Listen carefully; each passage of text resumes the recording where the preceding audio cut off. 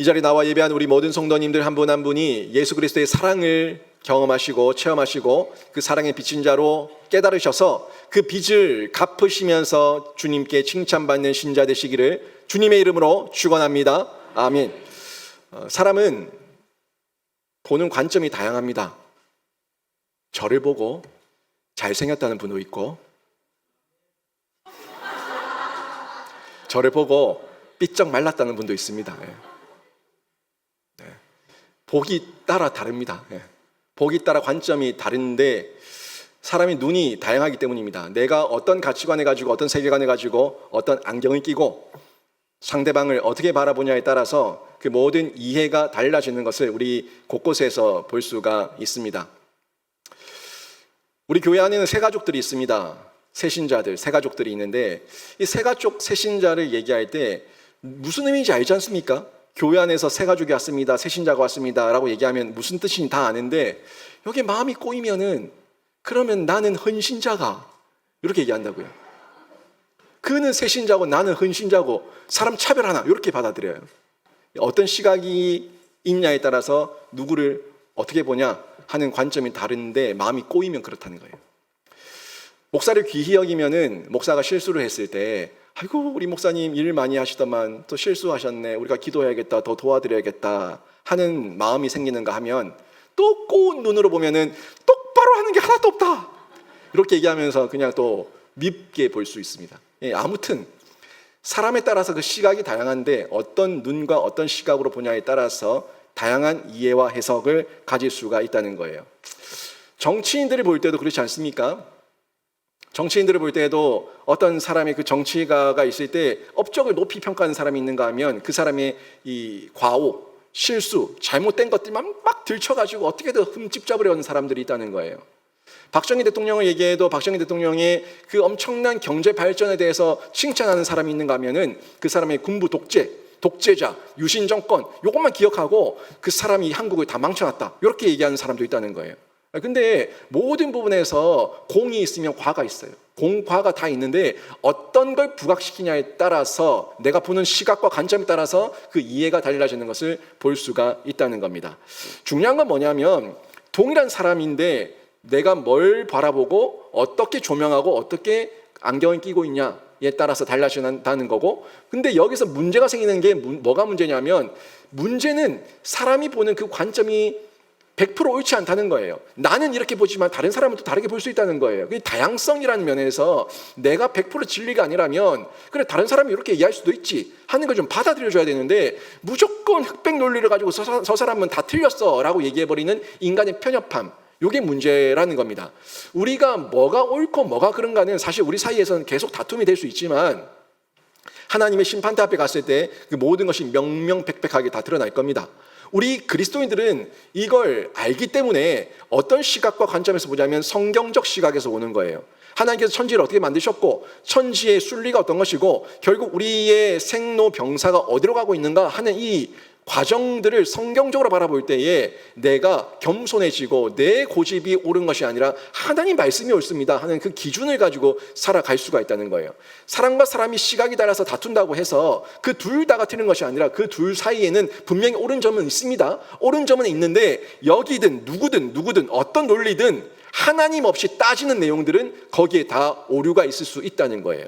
요 점을 바라보고 저희가 말씀을 좀 봐야 되는데 성경을 보는 시각도 마찬가지입니다. 성경을 100% 옳은 하나님의 말씀입니다 라고 믿는 사람이 보면은 그 말씀은 어떤 근거로든 하나님의 100% 옳으신 말씀이니까 그 말씀을 수용하려고 하고, 이 성경을 보는 것을 이 허구다 허구, 누가 소설 썼다, 누가 이 수천 년 동안 짜고 만들어 놓은 소설 속에서 우리가 놀아나고 있다 이렇게 받아들이면 성경 말씀을 곡해하고 성경 말씀을 부인한다고요. 그리고 성경 말씀을 내가 받고 싶은 말씀만 그냥 취사 선택하고 많은 부분들은 버려버리는 이런 잘못을 범할 수가 있는데, 성경을 어떤 시각에서 보냐에 따라서 우리가 신앙생활하는 그 열매가 달라질 수가 있다는 겁니다. 결국 제가 한 가지 예를 들면은 복이에요. 복. 성경이 복을 얘기합니까? 복을 얘기하지 않습니까? 복을 얘기한다고요. 근데 여러분에게 복 받아라 얘기하면은 여러분 지금 제가 복 받아라 얘기할 때 여러분 속에 제일 먼저 떠오르는 복이 뭡니까? 돈이에요. 또 소식하시네요. 소식하셨어. 이 돈이에요. 복 받아라 그러면 돈이 번쩍 생각난다고요. 아니 근데 오늘 밤 내 생명 취하면 그 돈이 뭔 소용이 있냐고요. 성경이 얘기하고 있는데 성경이 얘기하고 있는 모든 내용 속에 진짜 복이 돈이었습니까? 예수님은 복의 근원이신데 예수님이 부자였어요? 예수님은 복의 근원이시지만 예수님 부자가 아니었습니다. 예수님께서 많은 예를 들어서 비유를 말씀하셨지만 거기에는 물론 복이라는 내용 속에서 그 복이 돈이라고 꼬집어서 얘기한 적 없습니다. 예수님께서 누가복음 16장에서 나사로를 얘기하셨는데 이 나사로가 거지였어요. 거지였는데 나사로는 어디로 갔어요? 천국 갔어요. 나사로가 구걸했었던 그 집 앞에 그 집 앞 부잣집, 그 부잣집에 살았던 그 부자는 부자였지만 어디로 갔어요? 지옥 갔어요. 그러면 진짜 복은 누가 받은 거예요? 나사로가 받은 거예요. 부자는 떵떵으로 살았지만 지옥 갔다고 얘기하고 나사로는 거지로 살았지만 천국 갔다 얘기하고 있는데 그러면 우리가 성경 속에서 바라보는 관점에서 진짜 복이 뭐라고 봐야 되는 겁니까? 현세에서 돈 좀 세는 게 이게 진짜 복입니까? 아니면 영원한 천국 가운데 가서 하나님의 평안과 자유함 가운데 하나님의 안식과 예배자의 자리에 있는 게 그게 진짜 복입니까? 뭐예요? 둘 가운데에서 균형을 갖추라는 얘기입니다. 균형을. 현세의 복도 필요하지만 이 현세의 복이 나를 죄짓게 만드는 거면 필요 없는 거고 현세의 복이 지금 나에게 없다고 하더라도 영원한 복을 향해서 가는 길이라면 현세의 복을 내가 자족할 수 있는 그 기쁨 가운데 나갈 수가 있다는 거예요. 내가 성경을 어떤 관점에서 보냐에 따라서 돈 거린 사람은 돈에 대한 복, 현세의 복, 장수하고 건강하고 이것만 바라보고 있지만 진짜 영원한 복을 볼 수 있는 사람은 내세의 복까지 볼 수 있는 이 안목, 이 시각이죠. 이 시각을 가질 수가 있다는 겁니다. 여러분, 이 땅에서 건강한 것도 복 맞고요. 돈이 많은 것도 복 맞고요. 다 맞아요. 근데 건강할 때 주를 위해 쓸 수 있는 사람이 진짜 복 받은 사람이고 돈이 있을 때 주를 위해 쓸 수 있는 사람이 진짜 복 받은 사람이에요. 그래야지 우리가 세상 사람들의 돈 좀 있는 사람, 몸 좀 껍데기 건강한 사람 보면서 부러워하지 않습니다. 진짜로. 진짜 그 사람들 보면서 그 사람들 안에 예수가 있냐 없냐 이 기준을 가지고 평가를 하고 진짜 복받은 사람인가 아닌가 하는 것을 판단하고 분별할 수가 있다는 거죠. 바울이 부자였어요? 바울은 부자가 아니었어요. 바울이 건강했어요? 바울은 평생에 자신의 병, 질고를 가지고 있었어요. 바울이 하나님 앞에서 열심히 기도하고 나의 병 고쳐줄 것을 간구했지만 하나님께서 바울에게 네 은혜가 지금 족하다 얘기하셨어요. 족하다 얘기하셨어요.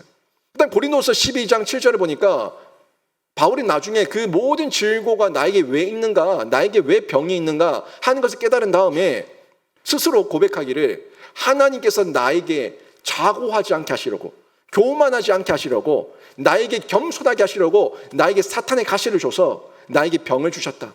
내 평생에 고칠 수 없는 병을 줘서 이 병 가운데, 질고 가운데 하나님 앞에 겸손하게 주님만 바라보며 주님만 의지하며 살게 하게 하셨다 하는 고백을 바울이 하고 있다는 거예요. 이게 우리의 고백이 될 수 있냐는 거죠.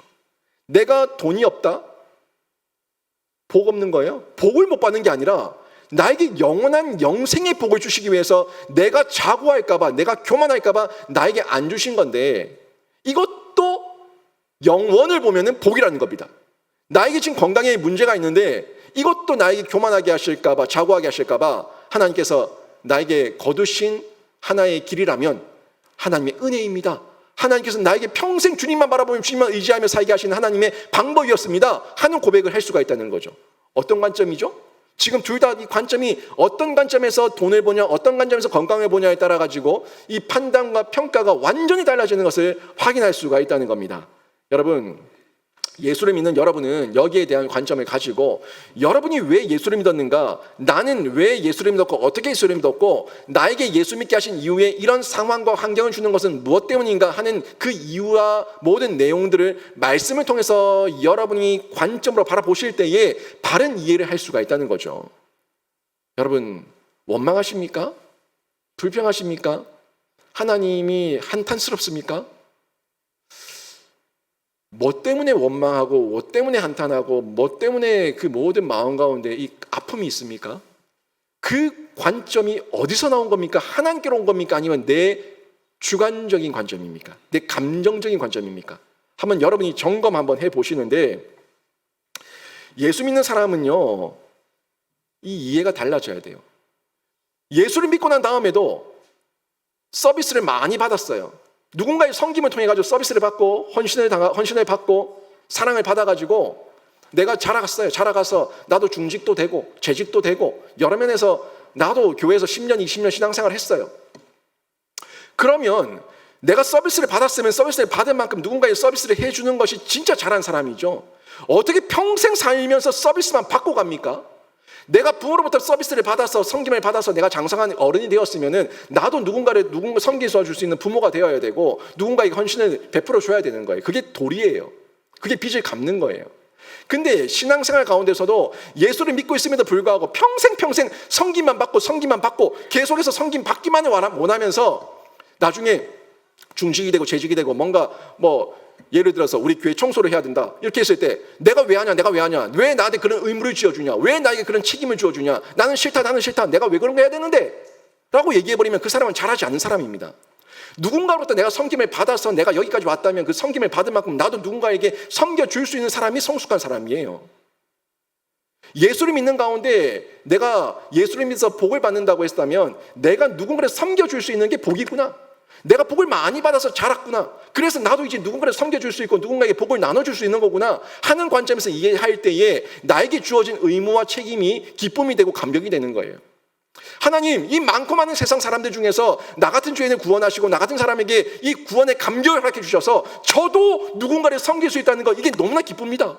제가 더 많이 섬기기를 원하고 더 많이 헌신하기를 원하고 더 많이 세워지기를 원하는데 제가 섬길 수 있도록 은사 주시고 재능 주시고 능력 주시고 시간 주시고 물질 주시고 모든 걸 주셔서 주실 때 제가 기쁨으로 섬기기를 원합니다 하는 이 마음, 작은 것을 맡겼을 때 충성한 자에게 더 큰 것을 맡기시는 하나님의 은혜거든요.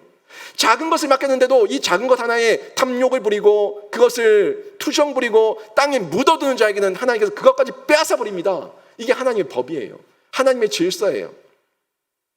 제가 여기까지 이 자리에 서기까지 누군가가 저를 위해 기도해 줬고요. 누군가가 저를 위해서 헌신해 줬고요. 누군가가 저를 위해서 많은 섬김을 해 주셨어요. 그 섬김과 서비스를 제가 받고 제가 이 자리까지 와서 제가 여러분을 섬기고 또 여러분에게 말씀을 흘려보내고 복을 흘려보낼 수 있는 통로가 될 수 있었던 거예요. 이게 저의 모습이에요. 여러분도 마찬가지 아닙니까?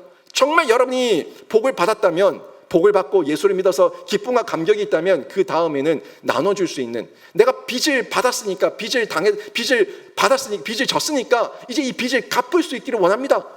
이 사랑의 빚 갚을 수 있기를 원합니다 하는 자리까지 일어나서 쓰임 받아야 되는데 바울은 그 얘기를 해주고 있는 겁니다.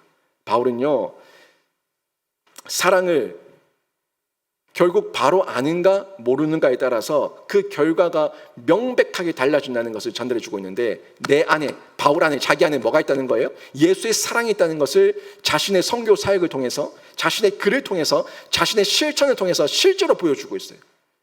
예수 안에, 바울 안에 예수의 사랑이 있다.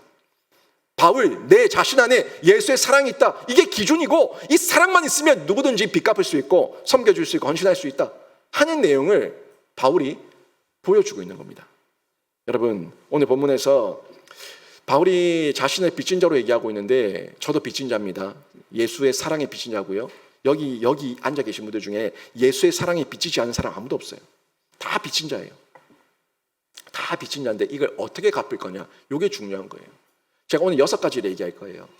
6가지로 이 빚을 갚는 내용에 대해서 바울이 어떻게 우리에게 전달해 주고 있는가 하는 부분을 제가 6가지만 뽑아서 여러분에게 전달해 주는데, 말씀 듣는 중에 여러분이 빚진 자임을 깨달으시고 그 사랑의 빚을 여러분의 섬김을 통해서, 헌신을 통해서 기쁨 가운데 갚을 수 있는 생명사역자가 되기를 주님의 이름으로 축원합니다.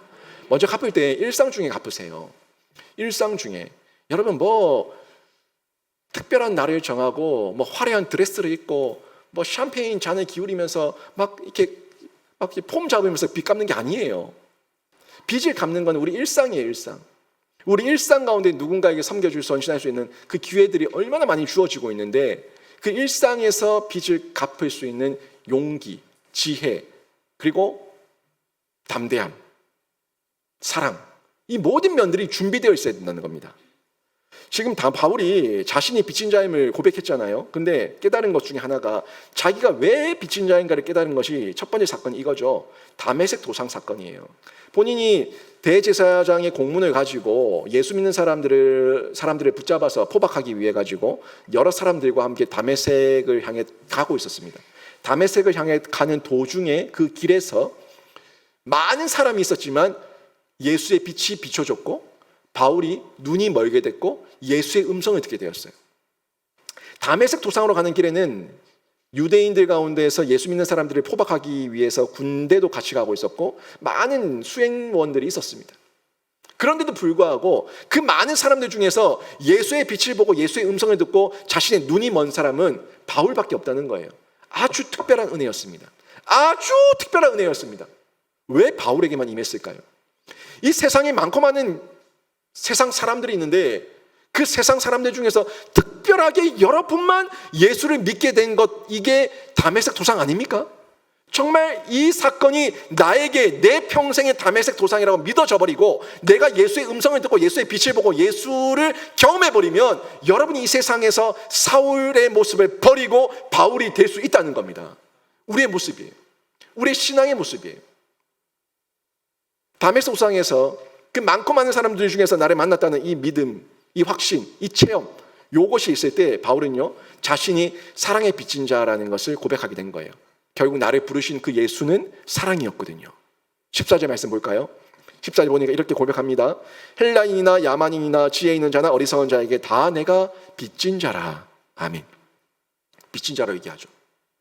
근데 헬라인, 야만인, 지혜 있는 자, 어리석은 자 이렇게 얘기하는데 결국에 전체적인 총괄하고 있는 거예요. 전체를 포괄하고 있는 거예요. 헬라인은 누구냐면 헬라어를 할 수 있는 사람이 헬라인이고 야만인은 누구냐면 식인종이 아니라 헬라어를 할 줄 모르는 사람이 야만인이에요. 당시에 바울 당시에 그 유럽과 소아시아와 중동 지역을 패권을 쥐고 있었던 사람은 나라는 어디였어요? 패권 국가가 어디였습니까? 로마였어요. 로마가 패권 국가였습니다. 누가 이스라엘 그랬어요? 로마가 패권 국가였어요. 로마가 황제가 있었고 로마가 있었는데 로마는 군사적으로 정치적으로 패권 국가였지만 문화, 문명적으로는 누가 그 패권을 쥐고 있었어요?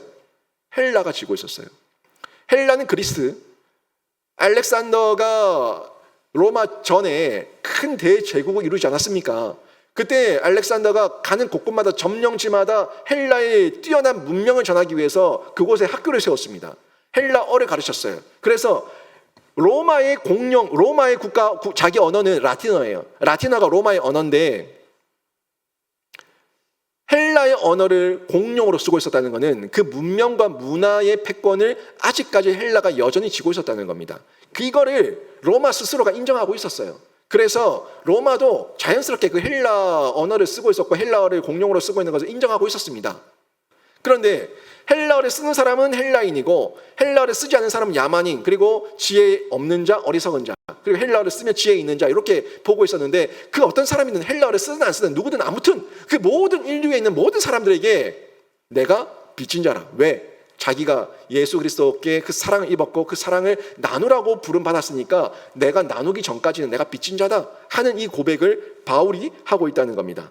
이것을 바울은요 그 알고 있는 지식, 알고 있는 믿음으로 끝내지 않고 실제로 행함으로 실천하게 되는데 이 많은 사람들 중에서 분명히 택자가 있다. 하나님께서 다메섹으로 가는 그 많은 그 사람들, 도상으로 가는 그 도상에서 많은 사람들 중에서 나를 특별하게 부르신 것처럼 이 많은 헬라인 야만인들 중에서 예수 믿어야 될 사람들, 택자들이 분명히 있는데 나를 부르신 것처럼 나도 그들에게 복음을 전해서 그들 가운데 예수를 믿고 주께로 돌아오는 사람이 있다면 내가 하나님의 빚을 갚는 거다. 이웃에게 복음을 전하는 것이 하나님의 빚을 갚는, 사랑의 빚을 갚는 실천이다 라고 바울은 알게 된 거고 깨닫게 된 거예요. 그래서 이것을 행동으로 실천하게 된 겁니다. 이게 바로 행함이고요. 행함은 곧 신행의 일치라는 거예요. 내가 믿고 있는 것, 빚 갚아야 된다는 것 알고 있으니까 믿음대로 행함으로 실천하는 행함, 신행의 일치가 나타나게 된 거죠. 이때에 초대교회가 불길같이 일어났습니다.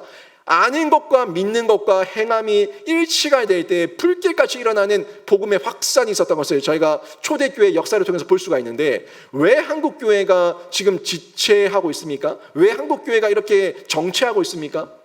한국교회의 정체는 다른 거 아닙니다. 신행의 일치가 일어나지 않는 신행의 불일치 때문에 사람들로부터 지탄을 받고 세상 사람들로부터 손가락질을 당하고 있는 거예요.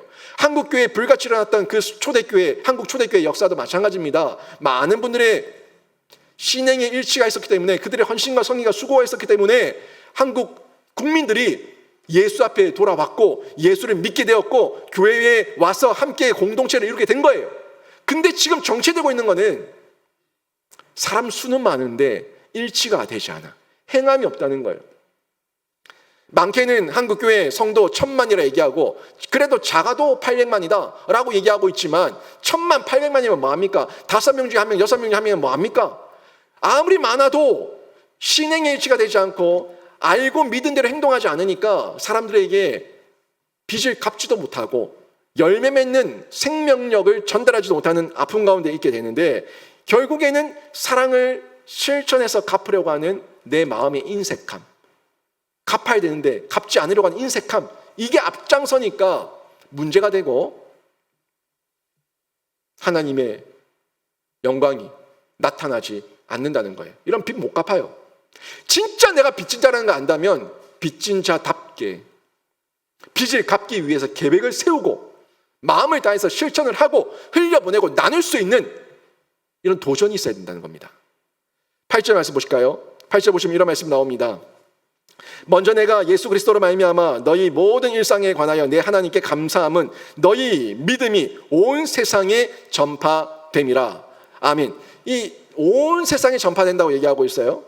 자기가 이 빚을 갚기 위해서 하나님께 감사하고 또 내가 받은 것들을 나누기 위해서 이렇게 실천하는데, 로마 교회 성도들이 그렇게 실천을 하니까 너희들의 작은 실천이 지금 온 세상에 전파되고 있다, 참 감사하다, 너무 고맙다 하는 얘기를 바울이 하고 있는 거예요. 근데 여기 온 세상을 여러분 열방, 세계, 민족 그렇게만 보지 마시고 온 세상의 시작은 여러분이 서 있는 일상의 자리인 줄로 믿습니다. 온 세상을 바라보는데 내 일상의 이 땅도 보지 못하면서 온 세상을 본다고요? 내가 서 있는 자리가 어딘지 봐야지 동서남북 구분하고 온 세상을 볼 거 아닙니까? 여러분이 복음을 전파해야 될 곳은요, 온 세상 자꾸 세계 열방만 보지 말고 여러분이 서 있는 그 일상에서 먼저 전하세요. 먼저 전하는 그 일상이 온 세상의 시작입니다. 지금 그 얘기하고 있는 거예요. 로마 교인들은 로마에 있어요. 로마 교인들 로마에 있고, 지금처럼 뭐 항공기, 뭐 배, 기차, 이런 자동차 이런 것이 보급됐던 시대가 아니에요. 정말 자기가 있는 일터, 그 터전에서 살아낼 때에 그 입소문이 자꾸 전파되면서 온 세상에 전파되는 거예요. 지금 바울이 로마 교인들을 칭찬하고 있는 이 칭찬은요, 너희가 그 일상에서 너희 교회에서 너희 공동체에서 살아낸 그 소식이 내가 있는 고린도 여기까지 들려지고 있고, 내가 그 소식을 듣고 너무너무 감사하고 하나님께 감사하고 너희들을 칭찬한다고 얘기하고 있는 거예요. 이게 일상이에요. 이게 온 세상으로 확장되는 겁니다. 여러분, 이 일상을 살아낼 때 여러분이 뭘 해야 되냐면요, 세상에 동조하지 마세요. 세상에 끌려가지 마세요. 제가 계속 말씀으로 살아내십시오. 말씀으로 살아내십시오. 말씀으로 살아내십시오. 계속 얘기하는데, 살아낸다는 거는요, 능동이고요, 이 적극적인 겁니다. 적극적으로 능동적으로 살아내는 거예요. 내가 어떻게 사는 것이 바른 길인지 아니까 세상 방법대로 살지 않고 하나님 방법대로 살기 위해서 온 힘 다해서 적극적으로 능동적으로 살아내는 거예요. 제가 살아내라고 얘기하는 겁니다. 그냥 마음대로 사십시오가 아니라 살아내십시오, 말씀대로 살아내십시오 하는 그 얘기는 적극적이고 능동적인 걸 제가 여러분에게 부탁하는 겁니다. 로마는 향락과 쾌락이 아주 난무한 곳이었어요. 고린도도 그랬지만 부정부패, 비리가 많았던 곳이었습니다. 하지만 로마 성도들이 예수의 가르침을 알고 그 말씀대로, 성령의 은혜대로 그 말씀을 지키면서 살아내니까 이게 온 세상에 전파되었다는 걸 얘기하는 거예요. 일상이죠. 일상에서 살아냈을 때 나도 알게 모르게 많은 사람들에게 파급 효과가 되고 파문이 되는 것을 볼 수가 있는 거예요. 전 많이 들어봤거든요. 그 사람 참, 예수 믿는 사람 참 좋더라. 그 사람이 있는 그런 예수면 나도 믿고 싶다. 이렇게 얘기하는 이 고백이 일상에서 일어난 파문입니다. 지금 로마 교인들이 그렇게 살아내고 있었기 때문에 바울이 칭찬하고 있는 건데, 첫 번째입니다. 첫 번째, 여러분 빚을 갚을 수 있는 그 길이, 방법이 내 일상을 살아내는 거예요. 뭐로요? 하나님 말씀으로 살아내는 건데, 여러분이 일상을 살아내셔서 여러분 안에 있는 그 엄청난 하나님의 빚, 사랑의 빚, 다른 이웃들에게 흘려보내시고 넘치게 나눠주셔서 여러분이 빚 갚는 신자로 칭찬받으시기를 주님의 이름으로 축원합니다. 여러분의 그 일상이 온 세상으로 퍼져나가고 번져나갈 거예요. 또 보시면 이 퍼져나가는 이 확장에서 저희가 갚는 빚을 저희가 갚아 나가면서 기뻐할 수가 있는데, 9절 말씀을 보십시오. 9절 보시면 이런 말씀 나옵니다. 내가 그의 아들의 복음 안에서 내 심령으로 섬기는 하나님이 나의 증인이 되시거니와 항상 내 기도에 쉬지 않고 너희를 말하며. 아멘. 제가 여러분에게 기도하라고 얘기하는데 여러분 어떤 기도를 하십니까? 많은 사람들은 자기를 사랑하기 때문에 자기를 위해 기도하는 건 빠뜨리지 않습니다. 다 자기를 사랑해요. 다 자기 사랑, 나르시시즘이 있다고요. 그래서 자기를 사랑하기 때문에 나를 위해서 기도하는 건 놓치지 않는데, 기도하기가 가장 힘든 게 내가 미워하는 사람을 기도해 줄 수 있냐는 거예요. 여러분이 정말 미워하고 여러분이 정말 싫어하는 그 한 사람을 위해서 여러분이 기도해 줄 수 있냐 하는 걸 제가 묻는 겁니다. 사랑의 마음이 있을 때 기도해 줄 수가 있어요. 진짜 사랑의 마음이 있을 때 상대방을 가슴에 품고 기도해 줄 수가 있는 건데, 내가 증오하고 미워하는 사람을 위해서 기도하는 거, 이건 쉬운 일이 아닙니다. 정말 힘든 일이에요. 바울은요, 빚진 자임을 알았기 때문에 자기가 기도한다고, 기도하는데 그 기도의 대상이 한 번도 만난 적이 없는 사람이에요. 이것도 쉬운 일이 아니에요. 내가 미워하는 사람을 위해서 기도하는 것도 쉬운 일이 아니지만, 내가 한 번도 본 적이 없는 사람을 위해서 기도하는 것도 쉬운 일이 아니에요. 근데 바울은요, 계속해서 끊임없이 하나님께서 자기에게 부어주시는 체험이 있으니까, 그 은혜의 체험, 물된 동산이죠. 내 안에 은혜에 채워지는 물된 동산 같은 그 기쁨과 감격이 있으니까 그 은혜를 가지고 누군가를 위해서 마음껏 기도를 해주겠다고, 할 수 있다고, 내가 하겠다고, 이렇게 바울이 고백하고 있는 것을 볼 수가 있습니다. 그 내용 보십시오. 9절이에요. 내 심령으로 섬기는 하나님이 나의 증인이 되시거니와 항상 내 기도에 쉬지 않고 너희를 말하며. 내 기도 가운데 너희 로마 교인들이 빠지지 않고 있다. 그리고 이것이 빈말이 아니다. 진짜다. 사실이다. 왜? 하나님이 내 증인이다. 요 얘기하고 있는 거예요. 그리스도인들이, 신자들이 제일 많이 하는 거짓말이 뭡니까? 기도할게요. 요거예요. 제가 기도할게요. 기도를 하겠다고 했으면 진짜 기도 좀 해줘야 됩니다. 단 1분이라도 2분이라도 기도해줘야 되는 거예요. 진심을 다해서. 중언부언하지 말고. 근데 흔히들 기도 안 하면서 기도할게요 말만, 입만 살아가지고 기도할게요 그렇게 얘기하는 경우가 너무 많다는 거예요. 근데 바울은요, 내가 기도한다, 너희를 위해 기도한다, 이게 빈말이 아니다. 정말 빈말이 아니고 내가 기도하는지 안 하는지는 우리 하나님 아버지가 나의 증인이다. 이렇게 얘기하고 있는 거예요. 흔히들 아이들이 얘기할 때 엄마 아빠 이름 걸고 진짜다 얘기하는 그 얘기예요. 진짜 내가 하나님 아버지 이름을 걸고 아버지가 나의 증인이고 내가 너희들을 위해서 기도하고 있다 하는 내용을 전달해 주고 있는데, 여러분 결국 여기 항상이란 말, 이것도 중요한 부분인데, 항상이란 말은 뭐 우리가 쉽게 항상 이렇게 표현했지만 영어 성경에 보면 day and night예요. day and night, 낮이나 밤이나 낮이나, 낮밤으로 매 시간 매 순간 매번 계속해서 너희를 위해서 기도하고 있다, 요걸 얘기하고 있는 건데, 우리가 요 바울의 요 내용을 통해서 바울의 진심을 느낄 수가 있는 거예요. 아, 바울은 그 사랑의 빚진 자로 정말 빚을 갚기 위해서 기도했구나. 일상 가운데서 기도하고 그 상대방을 가슴에 품었구나 하는 것을 발견할 수가 있다는 겁니다. 제가 로마서 첫 번째 시간에 말씀도 드렸었지만, 로마서 첫 번째 시간에 뭐라고 말씀드렸어요? 바울은 로마 사람들을 실제로 봤습니까? 못 봤습니까? 못 봤어요. 바울은 실제로 로마 사람들을 본 적이 없습니다. 그럼에도 불구하고 기도할 수 있었다는 것은 성령의 감동하심과 은혜가 지속적으로 부어지고 있었기 때문에 가능했다는 것을 볼 수가 있는 건데, 이때 지경이 넓혀지면서 나만이 아니라 내가 흘려보낼 곳을 발견하고 그것을 위해서 기도할 수 있는 확장이 일어나게 되는 거예요. 우리가 선교지를 위해서 후원도 하지만 선교지를 위해 기도하지 않습니까? 다 가보셨습니까? 다 가보지 않았지만 그 선교지를 위해서 기도합니다. 또 가장 가까운 저 선교지 북한 땅이 있지 않습니까? 북한 땅을 위해서 저희가 기도하는데 우리 북한에 가본 적이 없어요. 하지만 우리가 알고 있지 않습니까? 지식적으로 저기 뭐가 있습니까?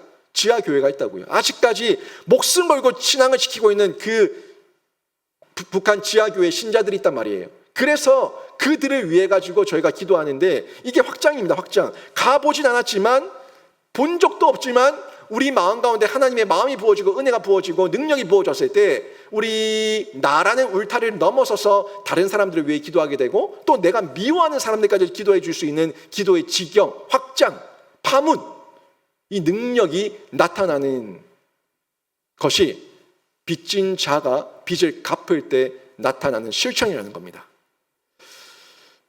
여러분 어떤 기도를 하고 있습니까?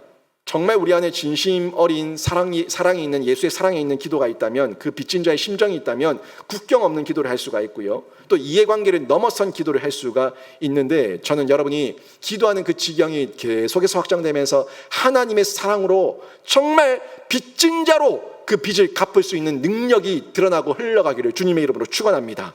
여러분, 여러분의 기도의 그 확장을 위해서 한번 해보십시오. 한번 해보면요 놀라운 일이 일어나는데 3중의 축복이 있어요.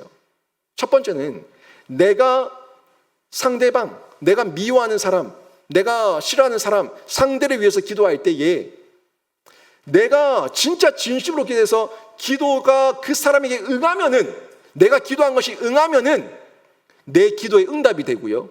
만약에 그 사람이 기도를 했지만 받을 만한 그릇이 안 되면은 그 복이 누구에게 돌아와요? 나에게 돌아오고요.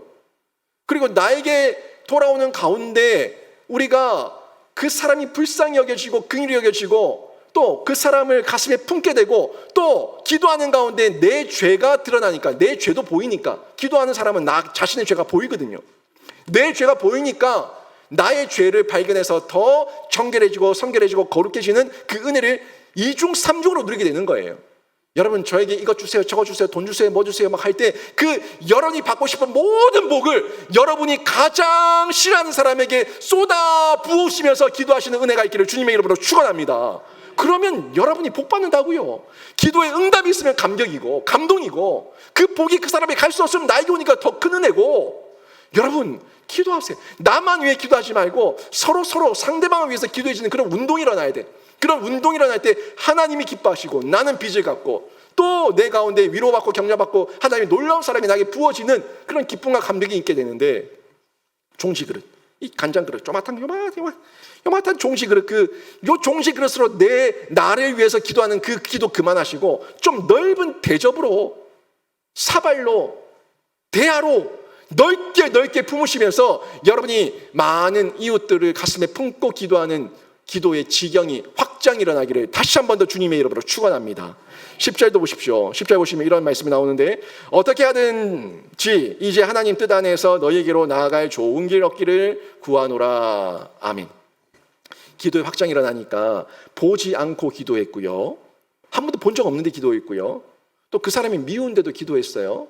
할 수 있어요. 그런데 이제는 너희에게 가는 좋은 길 얻기를 구한다. 만나면은 더 큰 은혜가 임하니까.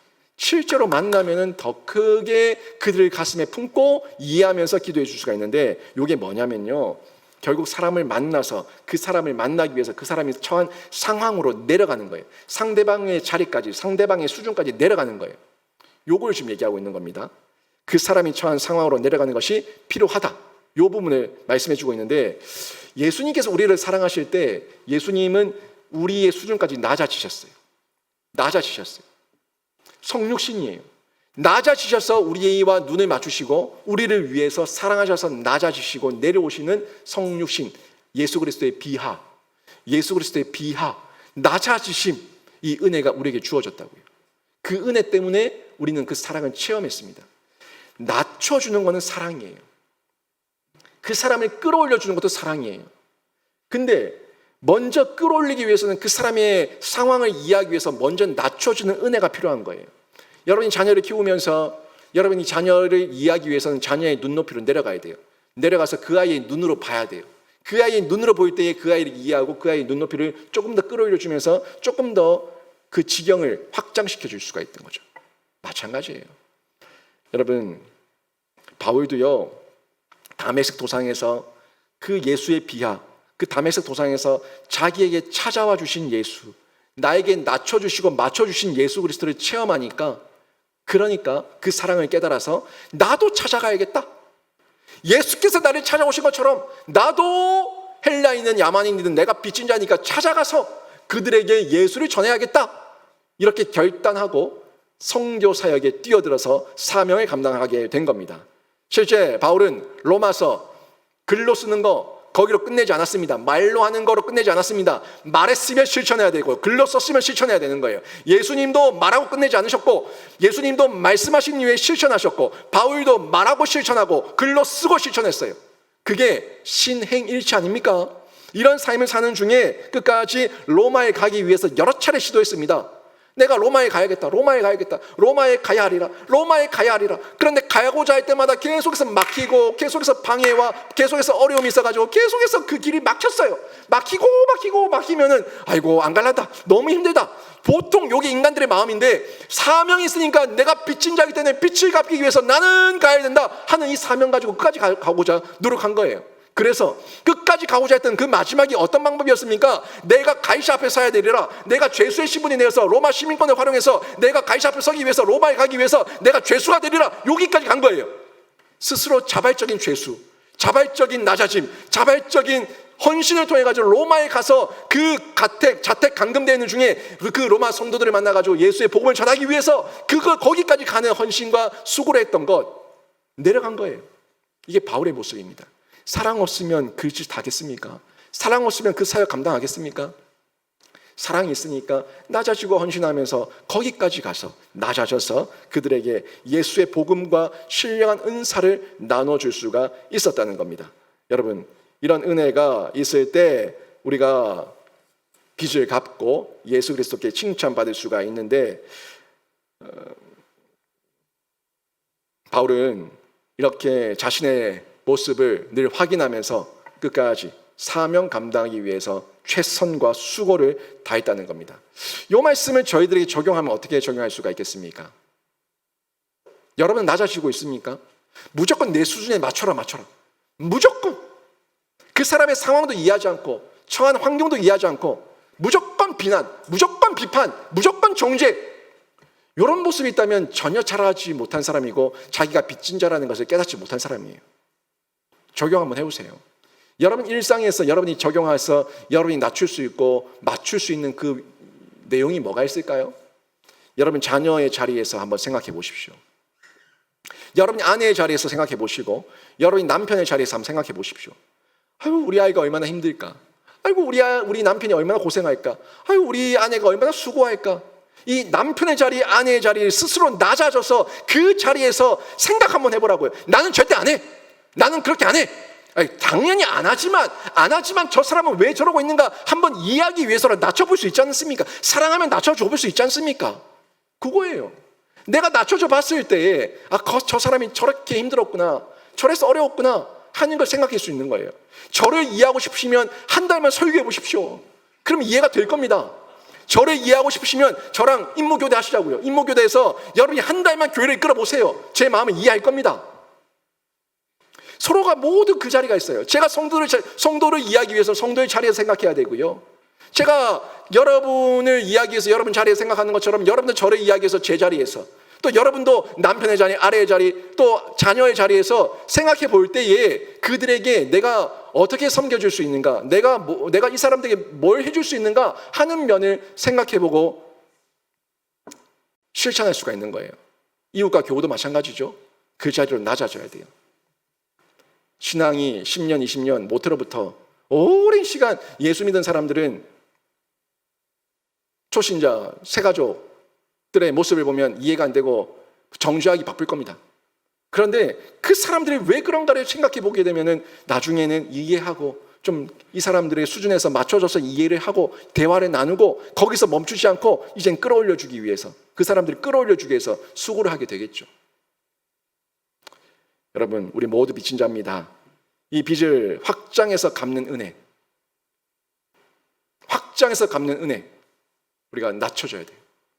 낮춰줘야지 확장해서 갚을 수가 있고, 또 상대를 가슴에 품고 기도해야지 확장해서 갚을 수가 있는데, 이런 은혜, 여러분의 빚 갚는 지경이 확장되는 은혜가 있기를 주님의 이름으로 축원합니다. 또 그 다음에 세 번째가 맞춤으로 갚는 빚인데요, 이제 확장하면서 맞춰가는 거예요. 서로 간에 낮아지기도 하고 높아지면서 끌어올려주기도 하고 서로 맞추는 과정들이 필요한데, 11절에 보십시오. 11절 보니까 내가 너희 보기를 간절히 원하는 것은 어떤 신령한 은사를 너희에게 나누어 주어 너희를 견고하게 하려 함이니. 아멘. 여기 보니까 신령한 은사를 너희에게 나누어 준다고 얘기하고 있는데, 거룩한 것, 아름다운 것, 예수께 받은 것, 돈 뭐 이런 게 아니라 하나님께 받은 거룩하고 신령하고 아름다운 것, 이 모든 것들을 하나님의 이름으로, 예수의 이름으로 전달하고 나누어주는 이 은사를 베풀어서 흘려보내서 결국엔 너희들을 견고하게 하기 위해서, 교회를 견고하게 하기 위해서 내가 너희들 보기를 원한다라고 얘기하고 있는 건데, 이 은사는 선물입니다. 선물. 저번 주에도 제가 은혜, 카리스를 얘기하면서 대가 없이 받는 게 은혜라고 얘기했는데, 이 은사는 대가 없이 받은 그 어떤 한 영역이에요. 대가 없이 받은 은혜의 구체적인 내용이 은사예요. 대가 없이 하나님께서 나에게 어떤 여러 가지 은사들을 주셔서 내가 그런 은사들을 다양한 모습으로 성도들 각자가 가지고 있는 거예요. 다 은혜입니다. 은사는 결국 은혜인데, 이 선물은 값없이 은혜로 받는 거기 때문에 바울은 기꺼이 나누고자 하기 위해서입니다. 나누고자 하기를 원했어요. 이 나눔이 결국에 목숨을 걸고 로마에 가는 그 이유였는데, 세상 사람들은 나누기 위해 살지 않거든요. 세상 사람들은 받기 위해 살고요, 얻기 위해 살고 쟁취하기 위해 삽니다. 더 가지기 위해서, 더 가두기 위해서, 더 많이 쌓아두기 위해서, 이 일을 위해서 세상 사람은 살아가는데, 근데 이 완전 가치관이 다르잖아요. 바울은 얻고 구하고 쌓아두고 쟁취하기 위해 사는 것이 아니라 뭐 하기 위해 산다고요? 나누기 위해 산다고. 나누기 위해 산다는 이 모습에서 볼 수가 있는데, 여러분 나눈다는 것을 뭘 생각합니까? 여러분이 나눈다 그러면 그 나눔을 뭘로 이해를 하세요? 보편적으로 나눈다 그러면 돈을 생각합니다. 아니, 먹고 죽을 애도 없습니다. 뭐 돈이 있어야 나누죠 라고 얘기하는데, 여러분 돈은요 진짜 사랑이 없어 나눌 수 있습니다. 사랑이 없어 돈은요 적선한다 그러죠. 옛다 이거 던져주는 거, 그 돈 준 거예요. 물질 준 거예요. 준 건데 그 사랑 없어 줄 수 있다고요. 가진 자에게 요만한 거 그 부스러기 하나 던져주는 건 아무것도 아니에요. 근데 진짜 나누는 건 거기 마음이 있어야 된다고요. 물질을 나누더라도 거기 마음이 있어야 된다고요. 근데 돈은 마음이 없어도 그냥 던져줄 수 있지만, 시간은요 마음이 없으면 거기 두지 못합니다. 내가 앉아있고 여기서 헌신하고 거기서 시간을 보내고 내 평생을 보낸다? 그건 마음 없으면 못합니다. 진짜 내 마음이 있을 때, 내 안에 참 사랑이 있을 때, 그때 내 시간을 통해서 헌신할 수가 있는데, 자꾸 돈을 생각하는 것은 우리가 세상의 물량주의, 이 물량주의에 빠져가지고 돈이라는 것에 대한 가치관이 빼앗겼기 때문에 거기에 속고 있는 건데요, 시간과 마음이 먼저 쏟아져야지 사랑도 시작되고요, 정도 시작되는 거예요. 이게 부모가 되어가는 거죠. 부모가 한 번에 된 게 아니라 부모가 되어가는 과정이에요. 아이를 낳았다고 부모가 된 게 아니라 아이를 낳아서 시간과 마음과 물질을 쏟으면서 키워가는 중에 부모가 돼가는 거예요. 그때 정이 쏟아지지 않습니까? 그래서 낳은 정보다 키운 정이 더 큰 거예요. 뭐가 들어가서 그런 거예요? 내 마음이 들어가고 내 시간이 들어가서 그런 거예요. 내 평생이 들어가서 그런 거예요. 이걸 이해할 때에 이 은사를 나눈다는 부분에서 내가 뭘 나눌 수 있는가 할 수 있는데, 꼭 돈으로만 생각하지 마세요. 여러분이 가지고 있는 신령한 은사는 다 돈이 아닙니다. 여러분이 가지고 있는 여러 가지 재능들이 될 수 있지만, 돈은 그냥 던져주면 끝나는 거지만, 여러분이 가지고 있는 여러 가지 섬김과 헌신과 수고와 나눔과 이 모든 은사를 나누는 거기에는 시간이 들어가게 되어 있어요. 그 시간을 진짜 내 마음과 사랑을 담아서 나눌 때에, 그때에 빚을 갚게 되는 건데, 그 빚을 또 진 사람이 그때 감동을 체험하는 거예요. 아, 진짜 사랑이다.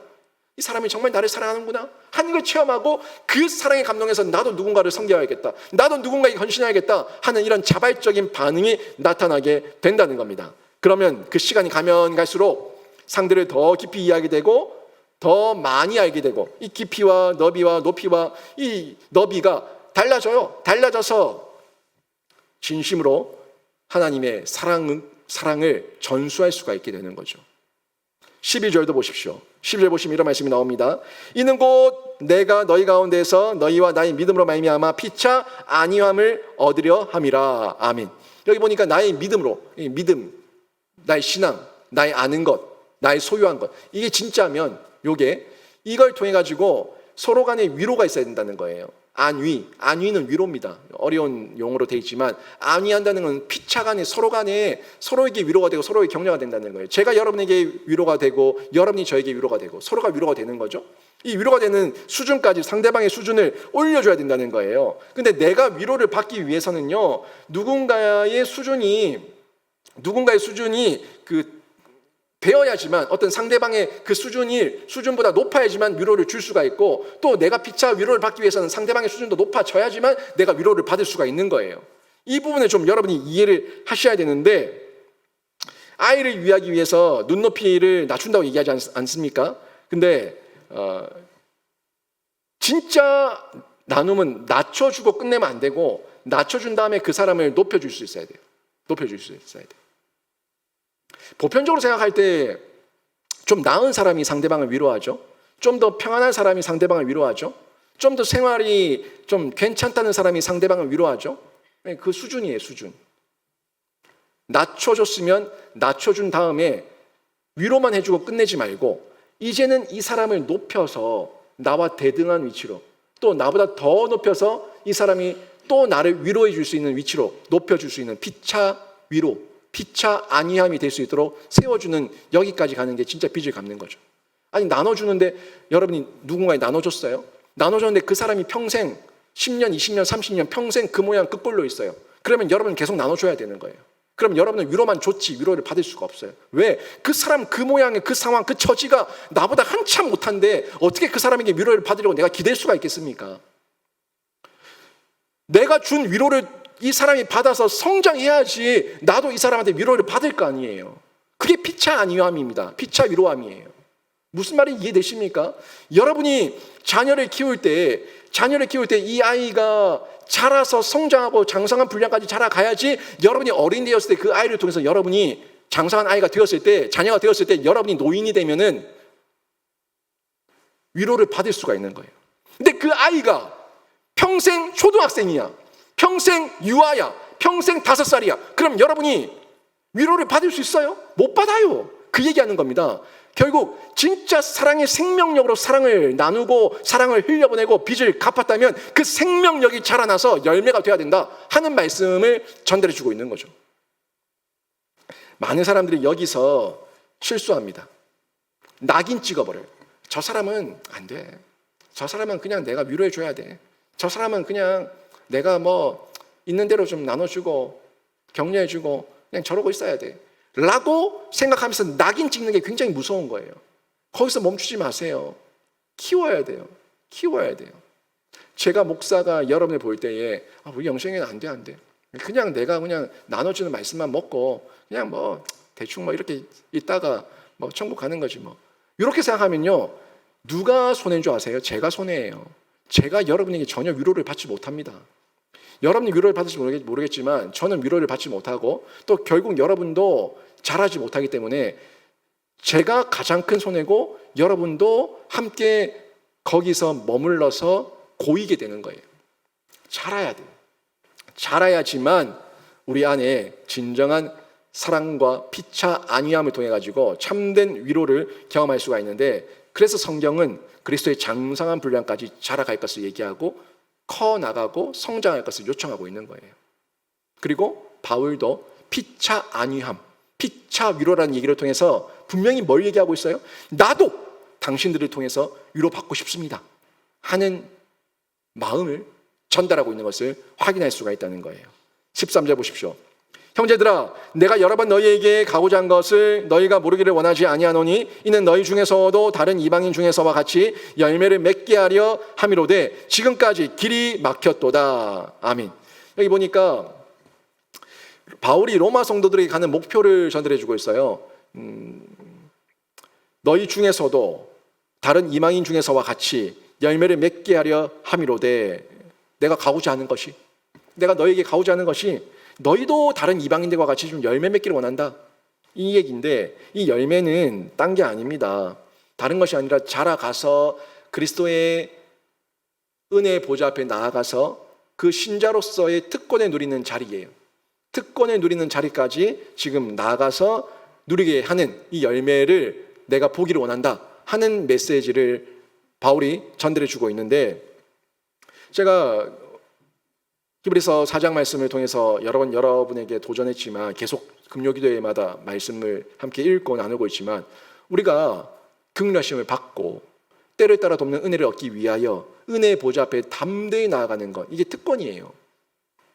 세상 사람들은 그 특권 누리지 못합니다. 예수 이름 부르지 못합니다. 예수 앞에서, 그 앞에서 자신의 위로와 격려를 받지 못합니다. 근데 우리 신자는 예수 앞에서 위로를 받을 수가 있는, 이것이 특권이라는 거예요. 여기까지 가서 열매를 맺게 해야 된다는 건데, 이게 진짜 사랑이거든요. 목사가 성도들을 사랑한다고 얘기하면서 목사가 전해주는 말씀만 먹게 하는 것은 진짜 목양의 사랑이 아니에요. 조금 전에 말씀드렸던 것처럼 저도 위로가 받아야 될 사람이기 때문에 피차 위로와 피차 안위가 있어야 되는데, 성도가 스스로 성경과 성령을 균형 아래에서 깨닫고 확신 있게 배우고 또 그것을 이해하고 신약과 구약을 꿰뚫어서 관통하면서 바라볼 수 있는 시각과 안목을 가지게 하는 것, 이게 열매 맺게 하는 거예요. 그리고 담대하게 예수 그리스도의 이름을 부르면서 주 앞에 나갈 수 있도록 도와주는 것, 이게 진정한 사랑이고 예수 그리스도의 그 신자의 특권을 누릴 수 있도록 도와주는 겁니다. 부모가 자녀를 사랑한다고 하면서 자녀를 올가매면 안 되죠. 자녀를 사랑한다고 하면서 그 아이가 장성한 청년이 되었음에도 불구하고 마마보이 파파보이 돼가지고 엄마 이거 해도 돼, 아빠 해도 저거 해도 돼 하고 엄마 아빠의 결정에 의해서만 모든 것을 결정하게 만드는 것, 이거는 그 아이를 독립시키지 못한 거죠. 그렇게 독립시키지 못한 거는 그 아이에게 성인으로서, 사람으로서 누릴 수 있는 특권을 누릴 수 있도록 세우지 못한 겁니다. 상대방이 진짜 신자의 특권, 예수 그리스도의 이름을 부르면서 예수 그리스도 안에서 누릴 수 있는 그 은혜와 복을 체험할 수 있도록 세워주는 것이 목회자가 해야 될 일이고 교회가 해야 될 일이고, 그게 진짜 빚을 갚는 거예요. 제가 빚을 졌습니다. 빚을 져서, 너무 많은 분들에게 빚을 져서 그 사랑의 빛과 은혜를 체험해서 이제 말씀을 보면은 말씀이 깨달아지고요, 말씀을 연결해서 신구약을 왔다 갔다 하면서 여러분에게 말씀을 전달할 수 있고요, 그 안에서 진짜 그리스도 중심적인 메시지를 찾아낼 수가 있고요, 이걸 통해서 묵상하는 가운데 무릎을 치게 되고요, 그 가운데 여러분에게 은혜를 흘려보내게 되고요, 그게 제가 빚을 갖고 있는 거예요. 마찬가지로 여러분이 목사를 통해서, 하나님을 통해서, 성령을 통해서, 또 많은 성도들의 섬김을 통해서 빚을 졌다면 그 자리에서 젖만 빨고 있지 말고 이제는 좀 자라가서 예수 그리스도의 장성한 분량까지 자라가고 그 특권을 누리면서 또 다른 사람들에게 예수의 생명을 전하는 것, 이게 빚을 갚는 거라는 겁니다. 이 자리까지 저희가 나가야 된다는 건데, 제가 오늘 6가지를 얘기했어요. 이게 진짜 평생에 우리가 해야 될 진정한 사랑 갚음이고 빚 갚음이에요. 6가지 한번 정리해 보십시오. 일상을 말씀으로 살아내는 것, 제가 말씀드렸죠. 제일 먼저 말씀드렸고, 두 번째는 상대를 위해서 기도하라고, 나만 위해 기도하지 말고 상대를 위해서 또 다른 지경을 넓혀서 기도하라고 제가 얘기했어요. 상대의 수준까지 좀 내려가서 그 사람의 입장에서 바라보고 그 사람의 입장에서 이해해보라고 얘기했어요. 또 신령한 은사를 나눠주라고 얘기했는데, 여러분이 가지고 있는 재능, 돈으로만 생각하지 말고 은사, 신령한 은사, 여러분의 시간과 헌신과 물질과 그 모든 것들을 나눌 수 있는 수준, 이게 빚 갚는 거예요. 상대를 나의 수준보다 높이는 것, 그저 위로만 주는 자로 멈추지 말고 위로받은 그 사람이 나를 위로해 주시는 사람으로 키워주는 것, 이게 빚 갚는 거고, 그리고 그 사람들이 열매를 맺어서 진짜 교회의 일원으로, 교회의 원기능을 회복해서 교회로서, 일상에서 교회로서 예수의 생명을 소유한자로서 살아낼 수 있도록, 그 특권을 누리며 살아갈 수 있도록 도와주는 것, 이게 빚 갚아서 열매 맺은 거예요. 여기까지 저희들이 키워나가고 세워나가는 작업을 해나가는 것이 생명사역인 겁니다. 바울은 이 메시지를 전달해 주고 있는데요, 여러분, 우리가 일상 중에 여러분의 가정과 일터와 교회 공동체를 허락하신 것, 이거는 거기서 서비스만 받으라고 허락하신 게 아닙니다. 누군가는 서비스를 하지만 여러분은 받고 또 이후에 여러분이 서비스를 해야 되는 거예요. 새가족이 평생 새가족이 아닙니다. 새신자가 평생 새신자가 아닙니다. 말씀을 들은 만큼, 연수가 흐른 만큼, 시간이 흐른 만큼, 서비스를 받은 만큼 나도 누군가에게 서비스를 해줄 수 있는 자, 사랑의 빚을 갚는 자예요. 여러분 잊지 마십시오. 성령과 성령을 통해 가지고 하나님의 사랑을 깨닫고 하나님께 빚진 것을 이웃에게 갚을 것을 요청하시는 기회로 우리의 일상과 가정과 교회 공동체를 허락하셨다는 것을 기억하시고, 여러분이 섬겨야 될 사람들이 누군지 두루두루 살피시면서 여러분보다 약한 자를 찾으시고 여러분보다 연약한 자를 찾으셔서 깔보지 마시고 나보다 낮게 여기시면서 그 사람들을 위해서 섬겨줄 수 있는 섬김이들이 다 되시기를 주님의 이름으로 축원합니다. 오늘 말씀 정리하면요, 일상 중에 빚을 갚으십시오. 어떤 특별한 이벤트를 만들어 가지 마시고 일상이에요. 일상을 살아내세요. 일상을 말씀으로 살아내십시오. 그리고 찾아가십시오. 찾아오기를 기다리지 마시고 여러분이 찾아가세요. 적극적으로 능동적으로 찾아가서 그 사람이 나에게 준 빚은 아니지만 예수께서 나에게 준 그 빚을 내가 갚는 그 방법이 이 사람에게 섬기는 서비스라는 것을 기억하시면서 그 사람에게 하나님의 빚을 갚으십시오. 그리고 그 사람에게 맞춰주셔서, 그 사람의 수준으로 맞춰주셔서, 그 사람의 눈높이로 맞춰주셔서 이해하면서 가르쳐주고 그 사람을 끌어올려 주셔가지고 빚을 갚으시는데, 이 빚 갚음을 통해서 빚진 자의 은혜가 이런 거구나, 갚을 수 있는 특권이 있구나, 내가 빚진 자지만 나에게 갚으라고 특권을 주셨구나 하는 이 특권 늘 기억하시고, 결국에 여러분 삶의 빚을 갚는 중에 생명사에게 생명의 열매를 풍성하게 맺는 귀한 신자가 되시고 삶이 되시기를 주님의 이름으로 축원합니다. 아멘.